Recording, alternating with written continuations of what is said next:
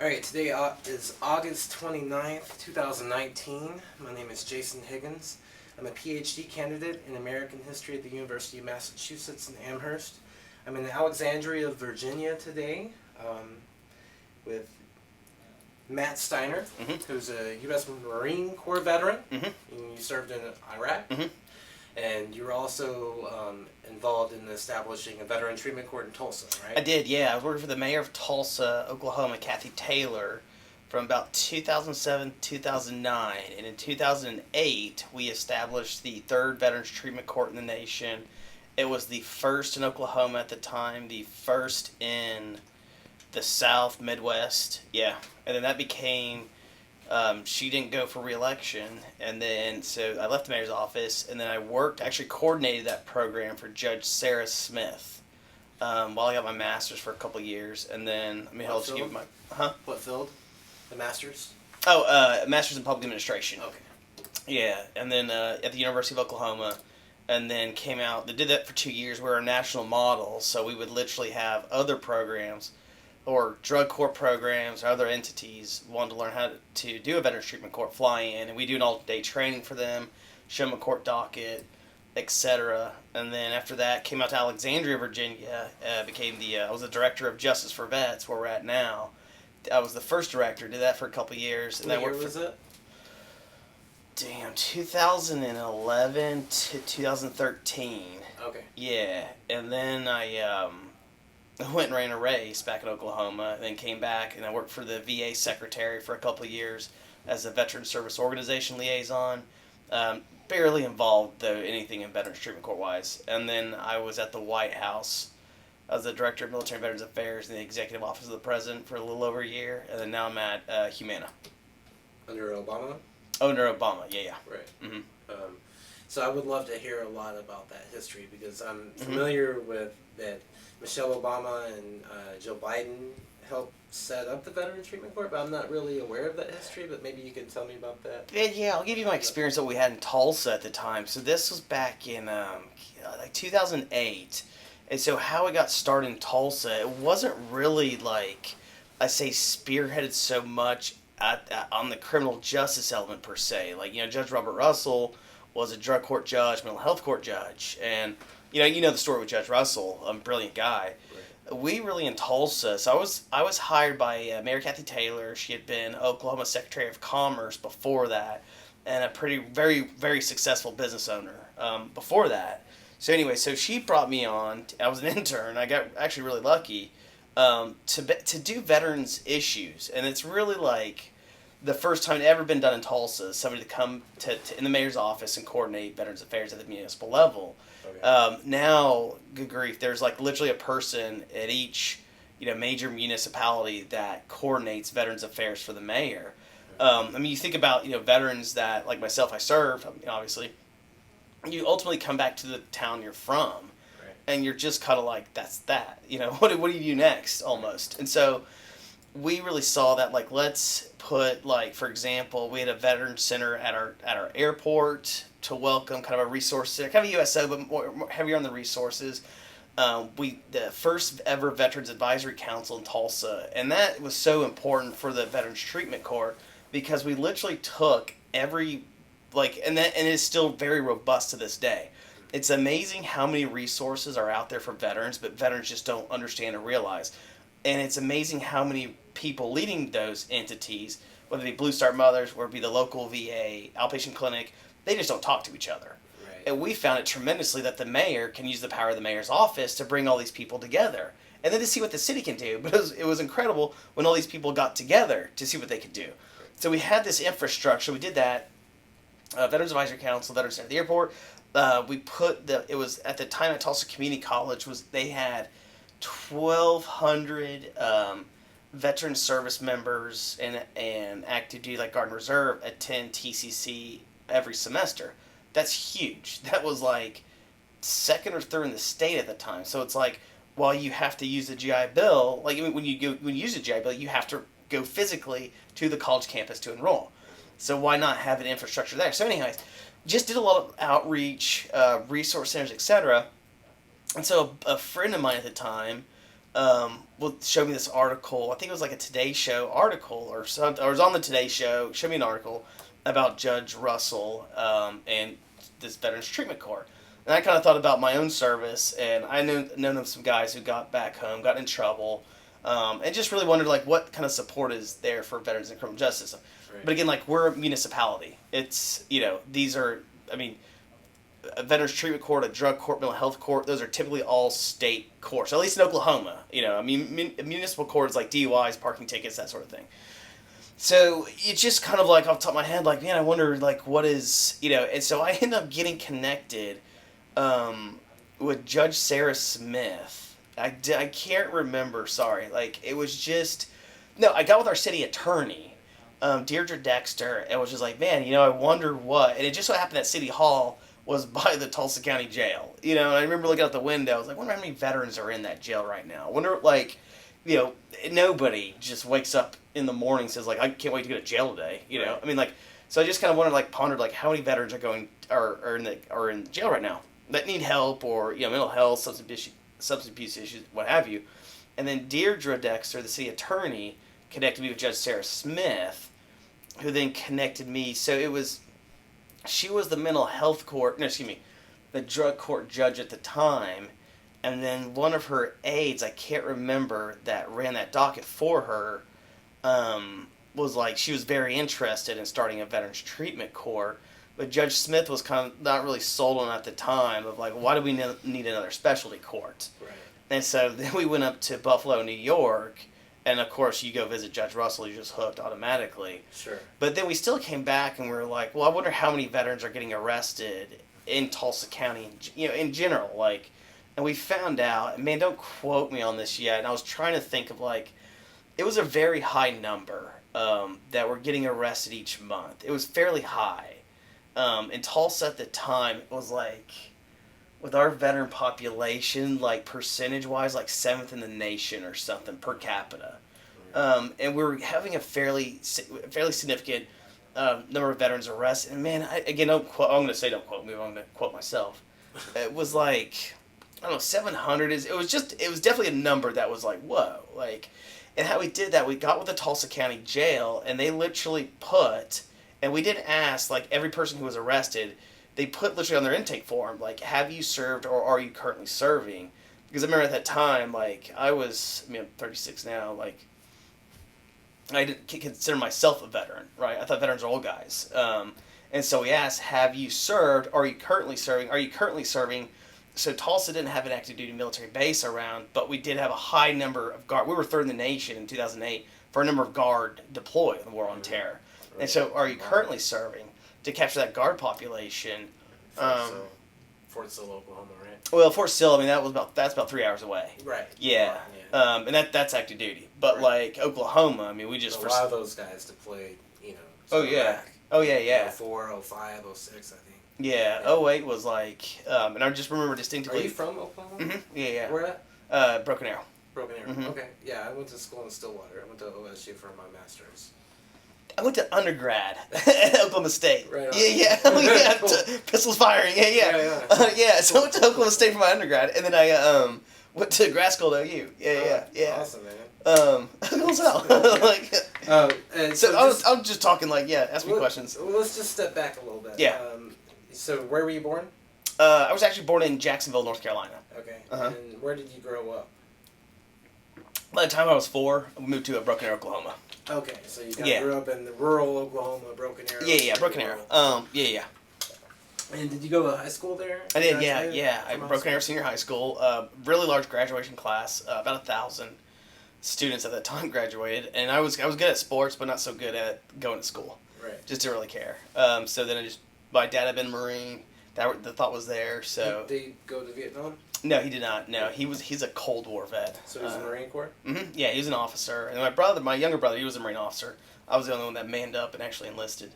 You have a long history of family service? We do, but it's not like what's funny that nobody made a career out of it. Okay. Everyone just kind of like, quote, did your time. Right. It was really kind of raised with that. Okay. Like, do your time for your country and then get on with it.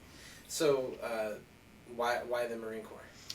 I think that I kind of think my dad was actually inspired by his cousin Gary Wayne Baker, who was this stud athlete, a wrestler. Ended up going to the University of Oklahoma for like a semester. Um, left, joined the Marines, went to Vietnam, and was killed. So Gary Wayne Baker, his name is he's on the wall. His name's on the wall.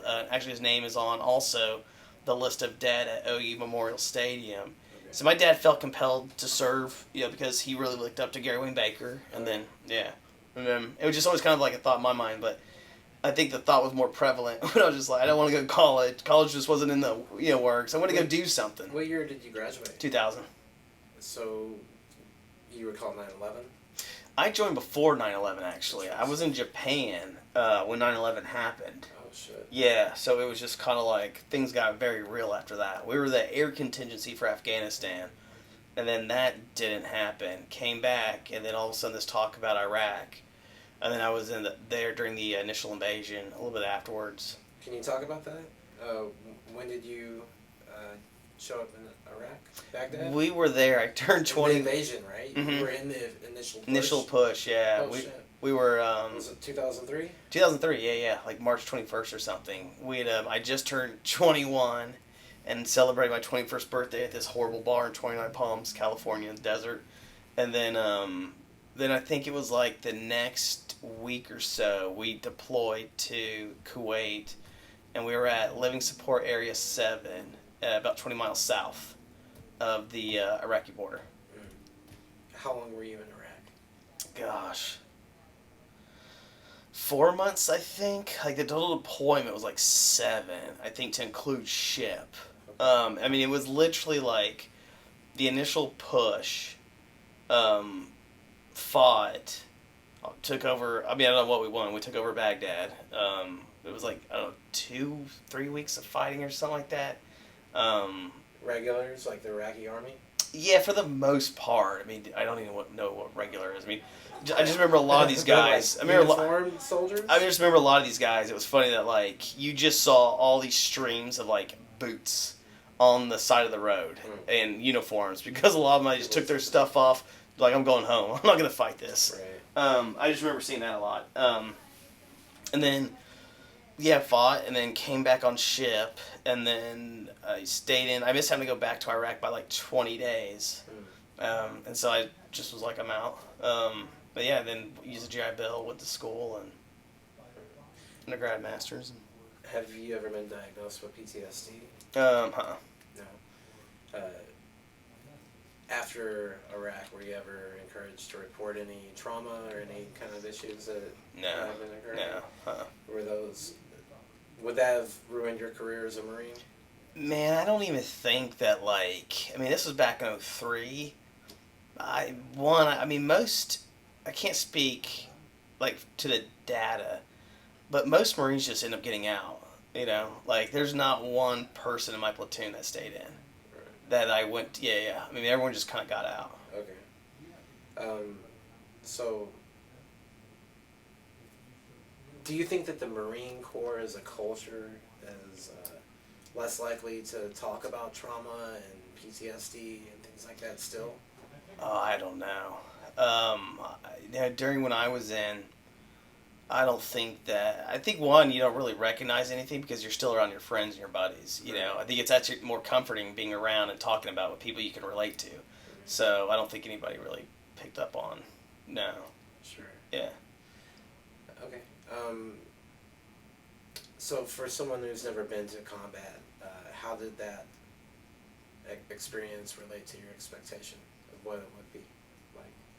No, nothing really. You just don't really sleep, and it's stressful, and you don't really eat. That's about it. So after 4 months of service in Iraq, you got out and you went back to school? Yeah, so I was still in the Marines. My enlistment was still, I still had an obligation to stay in.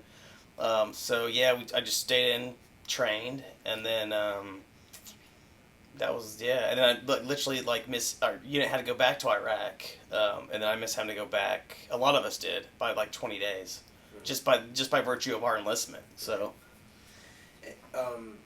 once you started working with veterans in the criminal justice system, Mm-hmm. did you start recognizing then PTSD and its effects? Do you think that With other veterans? with other veterans? Oh yeah, 100%. Like, I mean, we just saw. I mean, a lot of the men and women that were there.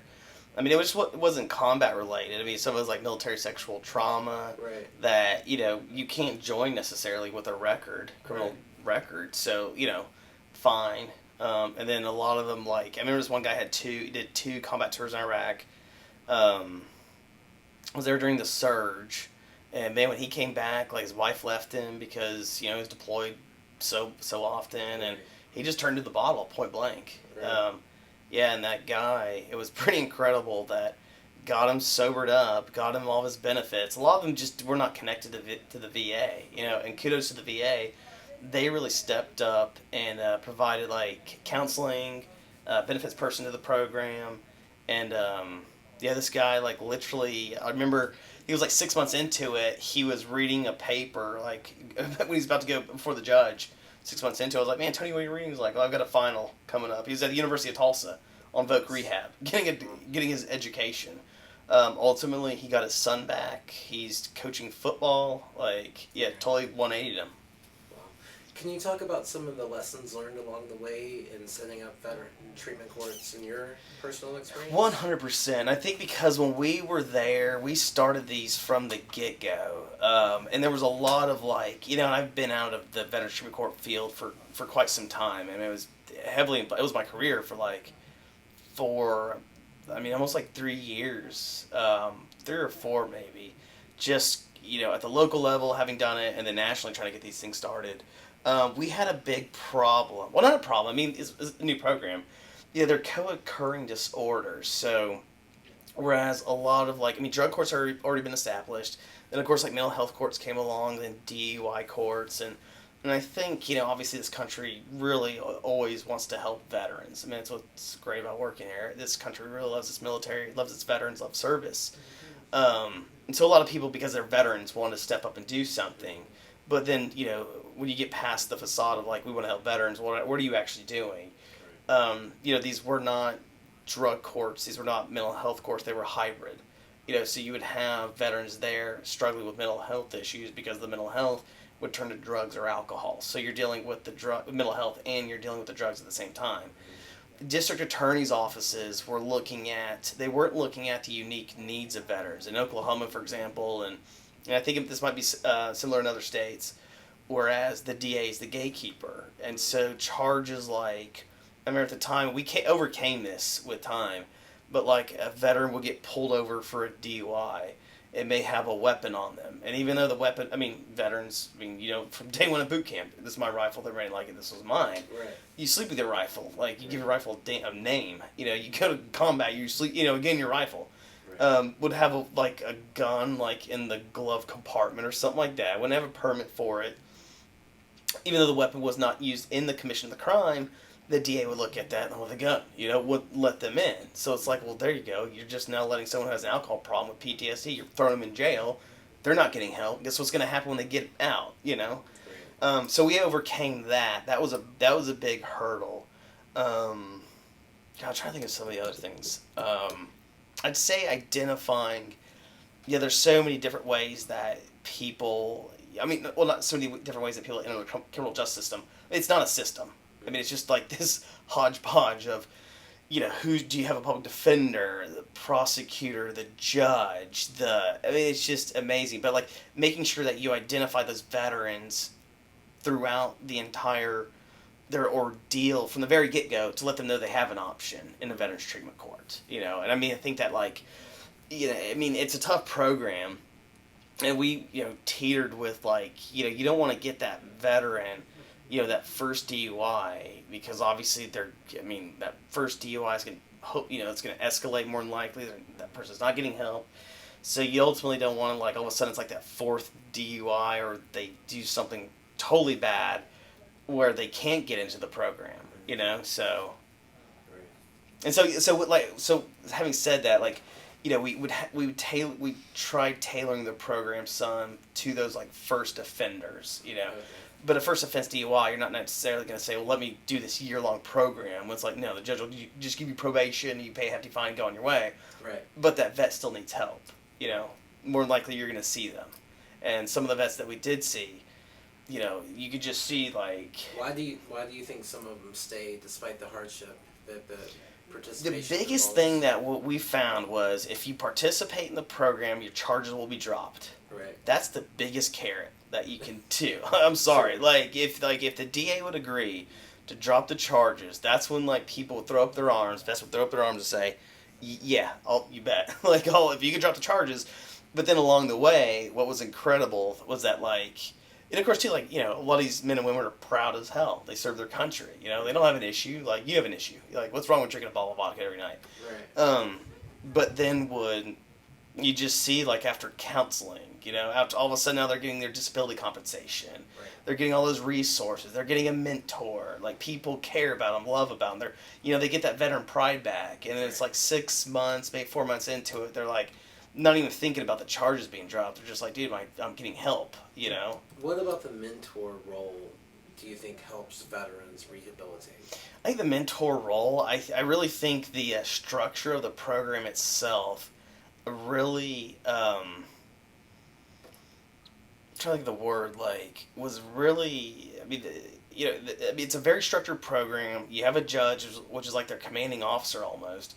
See a lot of veterans in parade rest, feet shoulder width apart, taking orders from the judge. So I think the structure of the program, and then it was almost their mentors became their fire team leaders. And we always had mentors who were doing really well in the community. So the hierarchy of the organization. Yeah. The courts and military structure. Mm-hmm. And veterans really took to that. You've got to go get your drug test at this time. You have to go to counseling at this time. The judge told you to do something. Yes, sir, no, sir, I, sir, I, ma'am. Do you think that veterans who talk about trauma or PTSD with other veterans, do you think that helps heal? Or does it help some veterans cope by talking through trauma with other veterans who've been to war? I think so. Sometimes I don't even think talking about the trauma necessarily, but I think just having someone there that understands it. I don't. It might even be unspoken.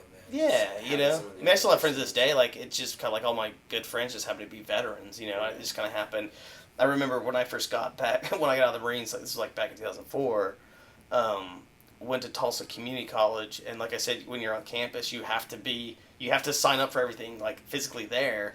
You just see all these young dudes in a couple of, with short haircuts, and Right.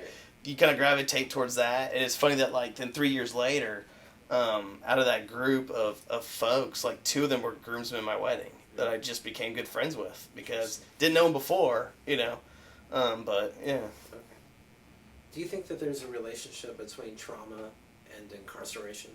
Oh God, yeah. We do this country, we waste so much money on people are in jail for mental health issues, and granted, if people commit violent crimes, you bet, I don't think we're harsh enough on people that commit violent crimes sometimes. You'll see, somebody first degree murder gets 30 years or something, but then it's somebody gets caught with a dime bag of weed in Oklahoma 30 years, Right. There's too many people that are locked up that are just not getting help, and we spend so much money on it. My home state of Oklahoma, we were number 1 in the incarceration of women. And I think, and that's just not per capita. I think that's pure numbers, and we're a small state. So yeah. You mentioned marijuana, so I'm curious.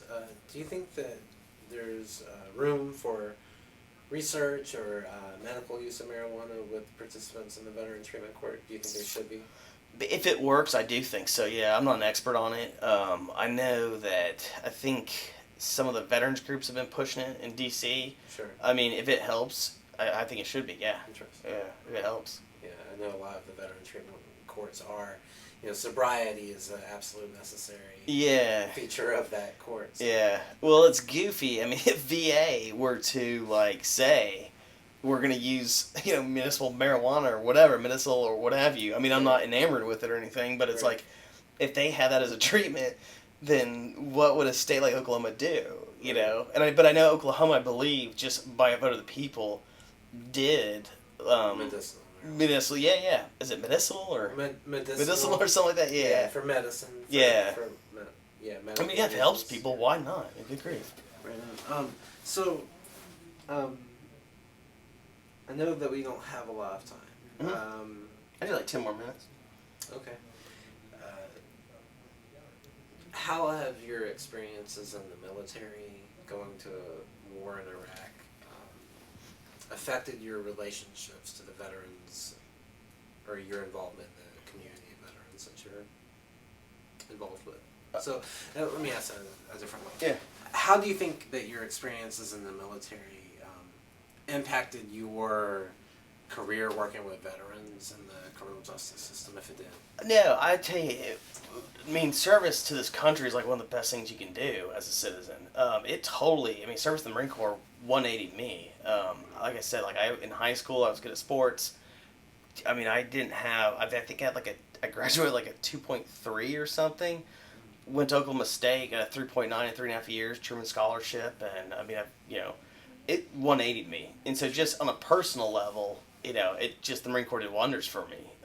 It got me disciplined. VA ended up paying for my college, all that jazz. Got a home loan, all that. I think as far as veterans in the criminal justice system, just having another vet there, I could sympathize, empathize with them, but at the same time, it's I was really there too, I didn't end up in the criminal justice system or anything like that, but who's to say, I wasn't any indifferent than anyone else, who's to say I couldn't have, I had a good parent, I had excellent family infrastructure when I came back, and girlfriend, then, now wife, not to say that just having that keeps you from whatever, but I never really saw, a difference between, the people that I was helping in the Veterans Treatment Corps and myself. And I don't think any of the mentors did either, or any of the other veterans. Anybody, stuff happens to anybody. In your experiences and the people you've interacted with, what situations lead to veterans being imprisoned or incarcerated after war? I think they're, I think the one thing, to caveat to the question, the thing about Veterans Treatment Corps is that, because they're so successful, is that they've opened the doors or shined a light on just the population at whole. I wasn't exposed to the criminal justice or criminal justice reform until I started doing the Veterans Treatment Court issues. And so I think that opened the door to, then what else are we... that's what got me very interested in criminal justice reform, so to speak. I'm not doing it now. What lessons could be learned from the Veterans Treatment Court and applied to criminal justice reform, do you think? Good grief. I think, drug courts and reform have always just been on the forefront, but I think it's because this country does appreciate veterans, loves its servicemen and women, that helps shine a light on it. I think veterans tend to lead. If you look at the middle class was founded on the GI Bill, higher education. Veterans coming back and using the GI Bill, that bolstered higher education, that built our middle class, our economy, and all that jazz. Veterans led the push there. So I think veterans issues, again, because this country does like its service members and veterans, help shine a light on other societal issues. Sure. So you think that because people can see how veterans are also vulnerable to the problems in the criminal justice system, that everyone deserves, a second chance? Yeah, absolutely. And I don't think they're problems in the criminal justice system. I think they were problems that veterans were having in society that led them to the criminal justice system. But, I do, to your point, so to speak, I do think that the criminal justice system it's not a system. It's just good grief. If you have, that to me was the most eye-opening thing.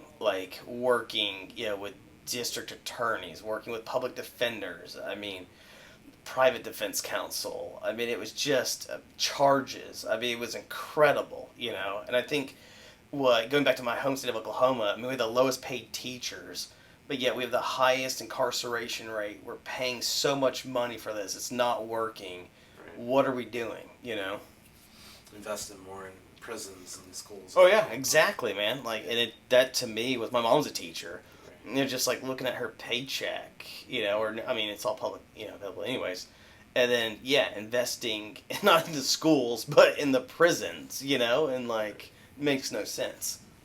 What do you think the public should understand about veteran treatment court? Man, I just think that obviously they work. They're an investment. Vice. Veterans themselves are you learn they're leaders anyways. I mean, you learn leadership skills in the military. I joke around all the time. If you're a 19-year-old and can lead a platoon or 20 in Fallujah, or Hue City or what have you, then coming back and going to a library at Oklahoma State and studying, it's not that in the air condition. It's not that difficult. Right. So veterans are already leaders, and I think why they're so successful, it just kind of reinstills them once they get the help, the treatment, gets them back on that trajectory as they once were. And I think too, if it can work for veterans, it can work for anyone. Right on. Are there some success stories that you think are revealing about the ways that the courts help people? In Oklahoma, or in Tulsa at the time, we had like a 96% passage rate. And so you're talking about men and women who, they're bad. I mean, they're not bad, but they're bad off. There's some really tough issues. But again, once you make them go to counseling, once they start getting their benefits and resources that they've earned, all those wraparound services, that veteran mentor, man, it just makes a 180. And that's why they work so well. Have you worked with veterans with other than honorable discharges? We would. If that was tough, because if they haven't, at the time, we would look at because some folks would have multiple DD-214s. And so we would have some really sophisticated service officers that would look at that stuff. Right. We would, but the stickler was that like if they had no TH other than honorable, and that's pretty tough. A general you can. So to get to, we would, but we'd always have to have always try to get VA to pay for that treatment, because if they have no TH, they couldn't qualify for VA. So that's we'd have to go somewhere else in the community to find treatment for them. Right. And typically the VA was working for the veterans in the program, because what they do is tailor to veterans. Can you talk about the interactions between Vietnam generation veterans and Iraq veterans? I think the Vietnam generation in general, veterans, myself, owe them a lot, because when they came back, they didn't have anything. My father-in-law was a Vietnam veteran. He took his uniform off and literally threw it away when he was done with Vietnam. That was that. Never talked about it. Just never was recognized for it. And the guy ended up getting a Bronze Star for valor. He was. But I think because we saw a lot of Vietnam veterans want to really help, and they really stepped up in the community. Some Vietnam veterans were judges, and they were like, "We're not going to let happen to us what happened to you guys." But we also saw, still Vietnam veterans that were still needing help, and it was pretty incredible to see some of them after so many, 50 years or 40 years, 30 years, whatever it was back in Tulsa, finally get help, just amazing. And they just look different. They start sobering up, they just look different, smiling. Do you think that problems like PTSD can resurface decades later and impact Vietnam veterans? I'm not a professional at this. I'm not a counselor. Have you seen Vietnam veterans who? Because it's quirky. I've seen it. Got back from Vietnam, got on for a lot of these men and women. They just literally buried it. I think my father took his uniform off, threw it away, buried it, had kids, successful, crazy, awesome careers, made money, what have you. Or some did succumb. But talking about burying PTSD or whatnot, maybe kept their mind off of it by having a family, doing really well in school and business. But then all of a sudden the kids are out, gone off to college, families of their own, and it's silence, and I think if you don't deal with things, they'll always come back no matter how long. And so, I have seen a couple of who are friends, Vietnam veterans, like, oh my gosh, like I didn't realize, like I had to go get help. I'm in my 60s, 70s, or I had to go seek help. It sounds like you've taken a lot of advantages of the resources that the VA and the military have. And I would just ask, let me think about this. Have you ever experienced any challenges? Obviously you've done well. The Marine Corps has helped shape your life and your career, and you've gotten a master's degree. But have you also had personal challenges along the way, especially interacting with veterans in the criminal justice system who are dealing with their own challenges? Not really. Like, I mean, certainly when I first got out, like I struggled. I think like a lot, because all of a sudden, like I joined when I was 18, got out when I was 22. So it's kind of like from 18 to 22, that's all you know. Right. It's just the Marine Corps, which is like, I mean, it's an amazing organization, but man, it's its own world. It's like 100%. You know what I mean? Like, sure. So there's definitely shell shock when you get out. You're just like, wait, what? Like you're not supposed to cuss every other 5 seconds. You're not supposed to like. I mean, it's just I can't tell you. You go from like, I mean, my discharge date, and then I drove my Explorer full of my stuff that I had in my barracks room to Broken Arrow, Oklahoma, showed up at my parents' house, and it was like, it's over. You know what I mean? Like, here you are now. Like, none of that, it's life, you're done with it. And so that's tough to, like, adjust to. Did you drink during that adjustment period? No. Not really? That wasn't. Yeah. So, did you interact well with, I mean, obviously Oklahoma State has a certain demographic of students, but did you find it challenging to reintegrate into a college atmosphere after being in the Marines? Not really. Like, a lot of the people there were, Oklahoma State's not near a military base, so they see, like, my Marine tattoos, and they're like, oh, you serve? We're like, yeah. And they're like, oh, man, that's awesome, thank you, and Eskimo Joes, or, like, class in Tulsa, like, oh, man, Steiner, give him a beer, you know what I mean? Nah, like, teachers always appreciated it. I had, actually, this one professor, Dr. Bill Parle, great guy, had been a Marine. I don't think he fought in Korea, but he took favoritism toward me. So no, I mean, I just felt like the faculty were just I think Oklahoma is one of those states. I'm not like judging other states, but I mean I'd say patriotic. Kind of, you know what I mean? Like, loves their service members. It's a super red state, too. Super red state, conservative, and, like, let's go, Yeah.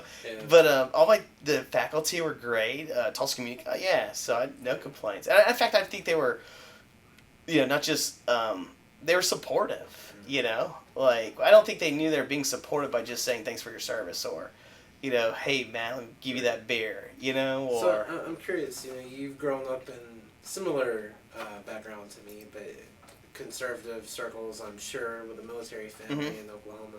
Have your experiences after the Marine Corps and working with drug treatment courts, have those opened your political views? Yeah, not really. I think I've always been kind of like apolitical. Okay. If something works, then fund it. Okay. If something doesn't work, why are we doing it? Yeah. I've always just been kind of matter of fact, I guess. Yeah. I was just curious about that. No, not really. I mean, I think that, I've always been just kind of like matter of fact, like why are we throwing this person in prison who has a drug problem or a mental health problem when they're not getting help now? And if you go to jail or prison, I've never been, but pretty sure if you do 6 months there or a year, getting a treatment, you're going to be worse off. Now you have a record. Now you can't get a job. Why shouldn't you get treatment? Sure. And then big chances are, you're not going to go back to jail or prison. Taxpayers aren't paying for you to go stay in jail or prison, and you can work and contribute to society, have a family. I know that I could probably sit down with you and talk with you for a couple of hours, to be honest with you. But I can do 5 more minutes. I'll do 5, and then I'm going to go, man. So how about this?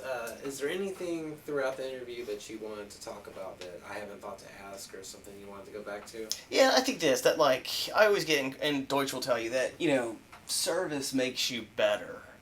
Like, it just does. Like, it's a great thing to serve your country. I mean, we've been at war now for, like, since 2001. It's incredible. Like, I still cannot believe, we're at war, what have you. but I get very, having said that, like, folks, people do come back and have issues. They have problems adjusting, but I don't want, like, there's this stigma of veterans just, every veteran that comes back, and that every veteran that comes back that needs help, that you can get help, and you can get on with it. You can get on with back your life, and you can actually get on with your life better than what you were before you joined, because you have all these amazing benefits. You've learned this discipline. So, I mean, that's I think, a stickler for me. You have any advice that you would give to veterans readjusting from, for example, Afghanistan today? Man, it's weird because I feel like an old vet now. You are. I know, right? Like, seriously, I got out in 2004. There wasn't the post 9/11 GI Bill. Right. I went to school off the old Montgomery GI Bill, and then used the Truman Scholarship for grad school, and then used part of the post 9/11 because I qualified for it for grad school as well. Man, just take full advantage of your benefits. I mean, and two, don't be afraid. Like, it is kind of like, when you get out, you're just like, oh my gosh, what do I do next? Because you don't have that infrastructure anymore. You don't have your buddies anymore. It is kind of intimidating. As weird as that sounds, intimidating after you've done all these, like, manly, masculine things you fought in combat, what have you. Sure. Take advantage of the GI Bill, and you don't have to go to college. Like, go get a welding license. Go get your, and if you need help, man, I think you're a bigger, it takes more of a man to ask for help or a woman to ask for help than not get help, and it's since this country's been fighting since 1775, you're not going to be the first or last person to ever need help, and I'm sure we'll be in a war in another 10 years or something. So, get help, man. And then use your benefits. I mean, good grief. Like, you have a robust GI Bill. You have an amazing home loan. And yeah. What do you think could be learned from Veteran Treatment Court and applied to all criminal justice systems in general? Like, do you think that there's something that can be applied? In other words, like, I know that the veteran community is pretty unique, but do you think that there is something that can be drawn from that beyond the drug treatment courts that are already available, obviously? Yeah, I think, it's weird that veteran treatment courts came about because of drug courts and mental health courts. But again, I think it's because this country, that loves its veterans so much and service members that it's really shone. It did for me, and I think it's opened a lot of people's eyes. I would have paid attention to the criminal justice system if it had not been for veterans treatment courts, and I just think the need for reform in this country. So I think just by virtue of, some veterans coming back needing help, that shone a light on essentially the reform that needs to happen. I agree with you. I think that a lot of Americans want to help veterans, and you said it best earlier, but they don't really know what that looks like sometimes. Yeah. How would you recommend someone get involved to help veterans? Well, I think I think it depends on, not all veterans need help. Right. Sure. I mean, it's goofy too that when I was thinking about how to identify veterans within the criminal justice system, and that was its own entity. Like, we spent a long time on that. Just veterans don't walk around with a V on their head, like I'm a veteran, what have you. And, right. And I'll be honest with you, when I first got out, I was I didn't want to be identified necessarily as a veteran, but I've got the USMC tattoo and what have you. Right. I just, give, I don't know if help, but it's again, veterans have the most discipline. They're going to wake up at 6 in the morning. They're going to show up on time. Right. They have all these traits that they learned in the military that made them better off. So, take advantage. You're better off, helping them, almost than the veteran is from your help per se. If you think of what Fred Smith, he's CEO of FedEx, and you see so many veteran leaders in the community out there who served, right, who are still leading. Okay.